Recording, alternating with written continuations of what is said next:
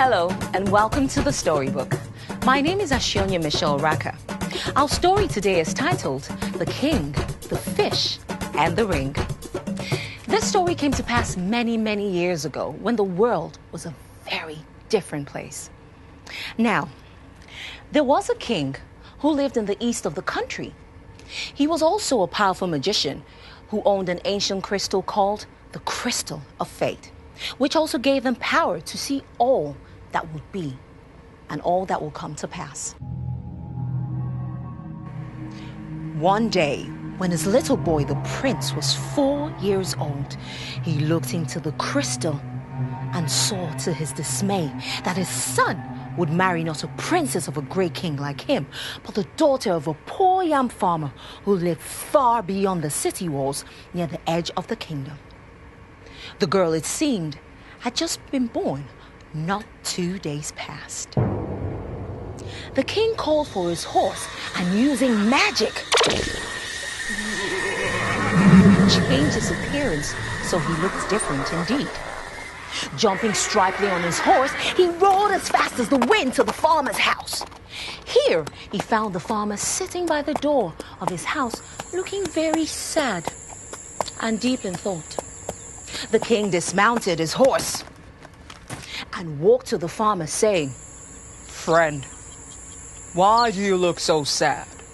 The farmer looked up slowly and saw the owner of the voice was, by his clothes, a wealthy man. Oga, I have 5 children already and now a 6th. A little girl has just been born. The rains were not good this year. My yam harvest will be poor. I barely have enough food to put on the table before. Where shall I find the bread to feed this extra mouth?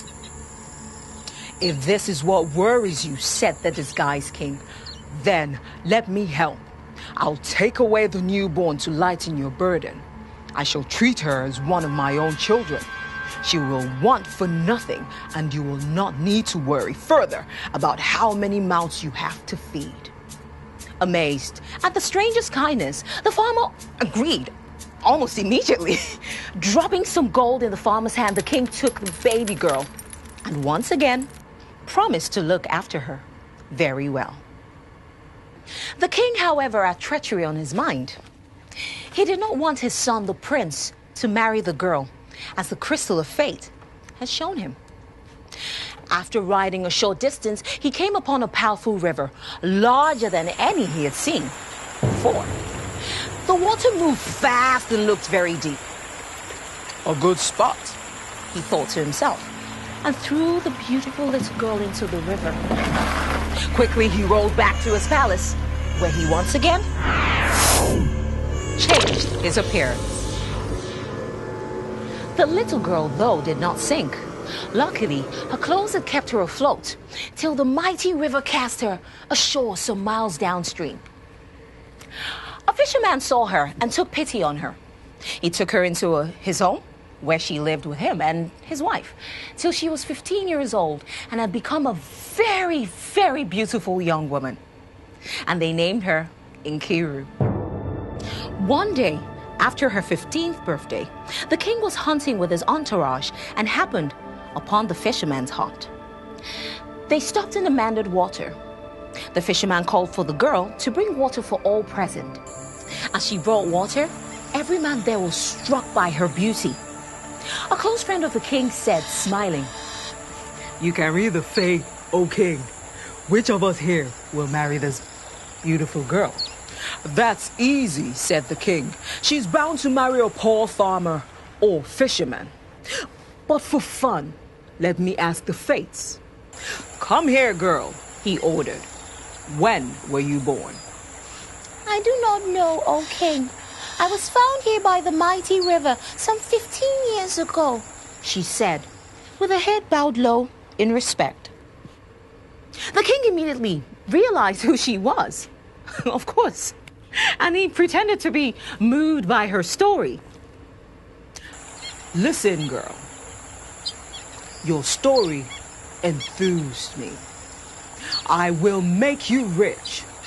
Take this letter to my brother in Onitsha, and you will be happy for life." With that, He wrote on some parchment and gave this to the girl. She and her family were overjoyed by the king's kindness. Nkiru set off to the city of Onitsha in high spirits. But neither she nor the fisherman nor his wife could read. The letter, far from promising vast riches, said this: My brother, ask not why. The bearer of this letter must be imprisoned immediately and forever. The king. Nkiru journeyed on, and night came. Having no money, she slept on the road where other poor travelers had camped for the night, hoping there would be safety in numbers. No sooner than she fell asleep, she was startled by the loud noises and shouts. Thieves had attacked the camp. One came towards her threateningly. Give me your money, your possessions, he shouted sternly. I have nothing, Nkiru pleaded. only this. She said, sadly handing him the letter. It had happened by a great chance that this thief could read. He was very sad and angry by what he saw. He took his own pen and parchment and wrote, My brother, ask not why. The bearer of this letter must marry my son, the prince, immediately and forever. The king. The thief gave her to Nkiru and told her to go. And she continued to the city of Onitsha. The king's brother was a good man. It so happened that the prince was staying with him at his palace when the girl arrived. Immediately he gave orders for the wedding to commence, and they were married. Much ceremony later that day.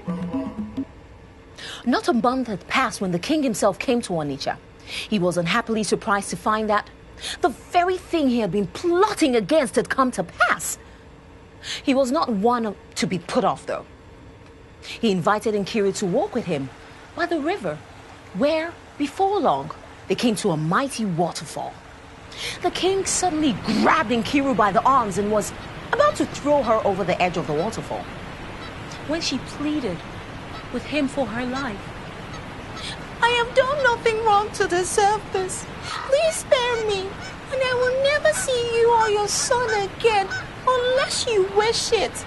In a brief and unusual moment of pity, the king removed a gold fine ring on which was crafted his face and name, and threw it into the mighty waterfall, where it was swallowed by the swirling water. Never let me see you again, unless you could come back to me with that ring, he warned, and let her go. Nkiru ran away as fast as she could in case the king had a change of heart. In a village close by, she came across a wealthy man's house.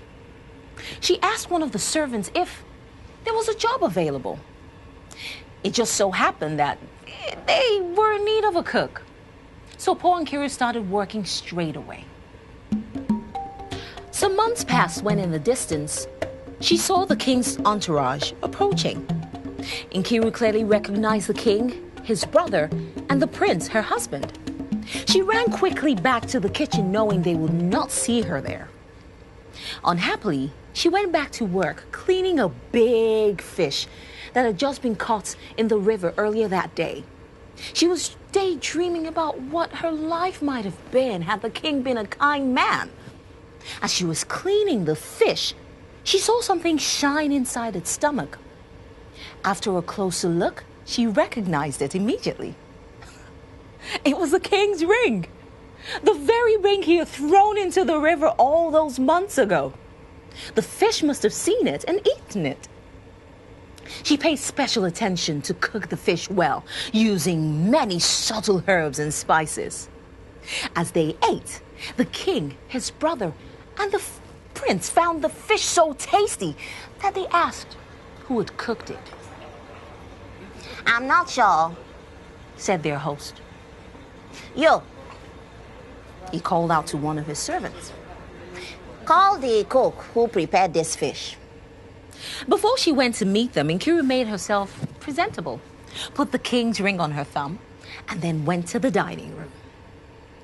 When they saw such a young, beautiful cook, they were surprised. When they realized who she was, they were even more surprised. The king jumped up and drew his sword and bounded forbiddingly towards her. Nkiru bravely raised her hand, and the king, noticing the ring, his ring, stopped dead in his tracks. Finally, the king accepted Nkiru as his son, the prince's wife. He gave them many gifts, including a fine palace, fertile lands, and so much gold and silver that they would want for nothing for the rest of their lives.